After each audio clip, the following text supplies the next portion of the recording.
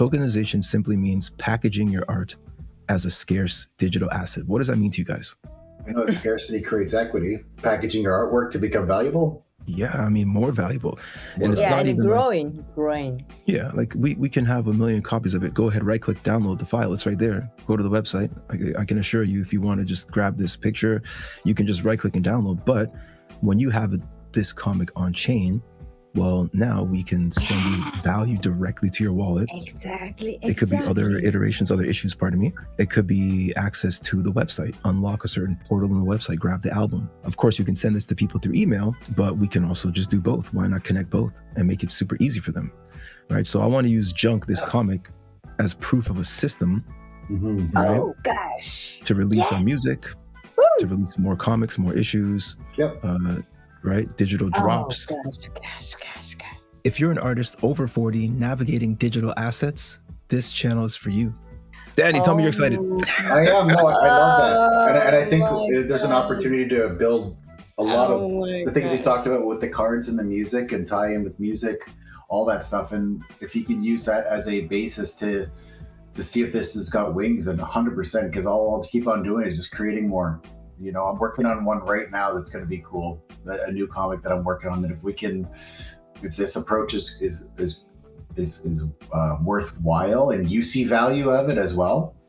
Got my feet planted in the past and my toe in the future as well, of what you guys are doing. Maybe the tip of your nose, like whatever it is. But I'm interested and I want to partake. I want to be involved. So that sounds very interesting to me. And if we can get a direct line to people and, like you said, just hit their wallet and you know, create something that's like even like a newsletter that's just about this, or whatever which ways that you feel to do this, then by all means, that's absolutely a great idea. Well, first of all, a couple things. You're not behind. That's one thing I want to make it clear. With digital assets, we're not behind. And as an artist and as a wise individual, skepticism is healthy. You should rip this thing apart. You should try to break it.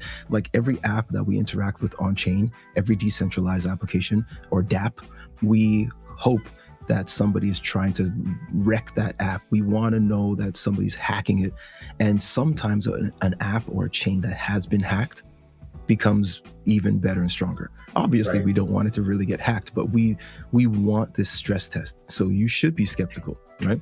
And not to mention, most artists were never taught anything like this because we came from the same frame of mind. We have kind of like our own creations, and we have an owner because we have a platform that we deliver our music and such to, our art, our comic books. You have a store, you have an online seller, and you just have to take the percentage that they give because there's no other way. You want to get your stuff in Steam, you're going to do what Steam says. You want it in the App Store, do what the App Store says. But when you have it on chain, of course, you have to interact. Yes, you have to pay a network fee, but that's to keep the network active and alive. But otherwise, other than that, you could do whatever you want.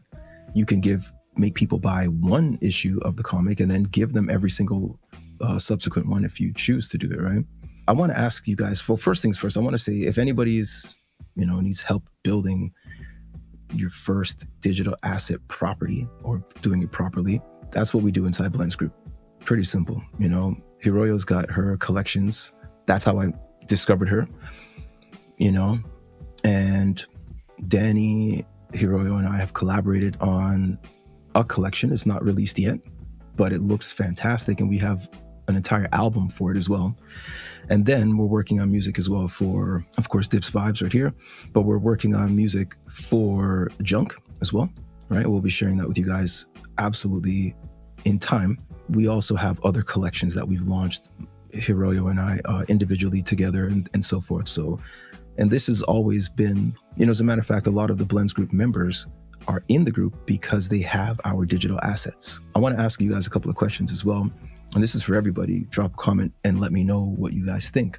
What kind of asset would you build first? So Danny, maybe just start with you. I'm asking you first because I've already done it and Hiroyo as well. But if you just walked away and you said, you know what, all the stores burned down, it's a crazy environment. I would actually like to see a picture of somehow you visually representing all of the retailers burning down. Not that I want this to happen, but in a comic book sense, it would be very interesting to see.